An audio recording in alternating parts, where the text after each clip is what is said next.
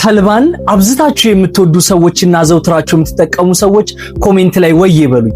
ምክንያቱም ዛሬ 6 አስገራሚ የተልባ ጤና ጥቅሞችን ከ5 ወሳኝ ማስጠንቀቂያዎች ጋር ልነግራችሁ ነው። የኔ ቤተሰብ ካልሆናችሁ ሰብስክራይብ የምትለውን በተን መጫን እንዳትረሱ።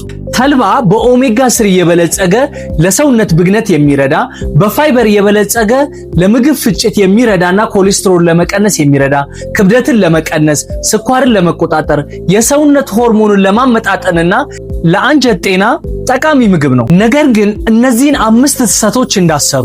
ተልባ በሙሉ ፍሬው ሳይፈጭ መጠቀም የለባችሁም፣ ምክንያቱም አንጀታችን ሙሉ ፍሬውን አይፈጨውም።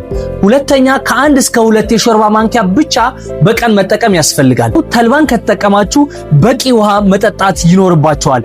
በእርግዝና ጊዜ መጠኑን መቀነስ ያስፈልጋል።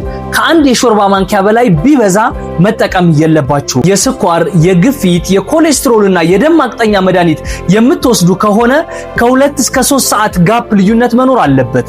ላይክ እና ሼር እንዳይረሳ።